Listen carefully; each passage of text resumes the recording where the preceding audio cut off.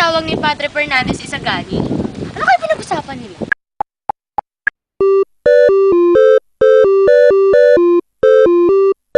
Hindi kami mahiwagas ng ginagawa. Hindi naman. Bibete naman ako.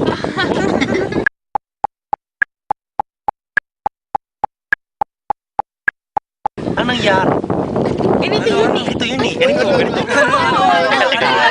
Alam ko tungkol sa mga paskin. Oo. Talaga?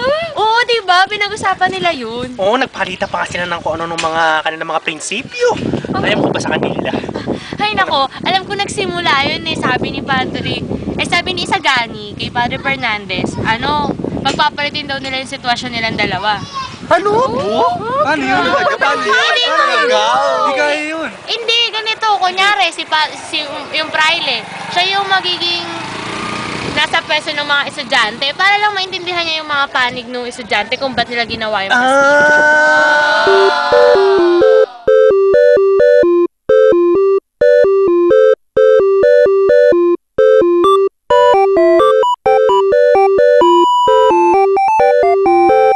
Uy, ano?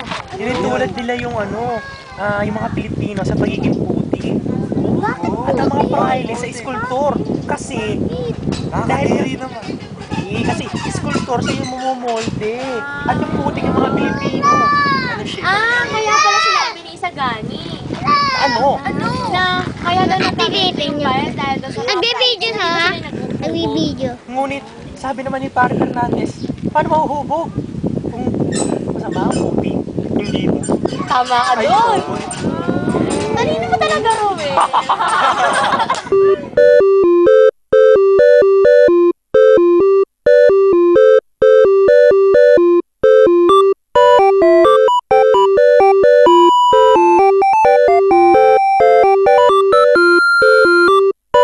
Nanalo ba naman si Padre Fernandez kay Isagani? Sa talino nun, hindi mananalo yun. Malabo yun. Yun na nga, kaya nga ginamit niya yung pamahalaan bilang, kasi ganito, yung pamahalaan lang naman ang nagko-control sa mga praile. Kunwari, ito yung pamahalaan. Kasi ito yung mga praile. Kasi ito yung mga estudyante. Ito ang ugat, yung pamahalaan. Ganun. Ibig sabihin ginamit niya yung pamahalaan para may maisagot siya kay Isagani. Oo, wala na siya may bugi, oh. Tuyot na siya. Tuyot. Ganun. Ano naman nag-ending? Matanda. Ano naman nag-ending ng story na yan? Nagkaroon sila ng resolva. Nagkasundo silang dalawa. Para ba silang may MU? Wow!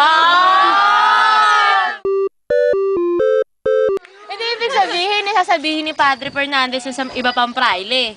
Oo, nagkasundo na sila. At sasabihin naman ni Isagani na, may ganun palang praile, bait-bait. Ay, ano ba yan? Ano ba yan? Bumusina.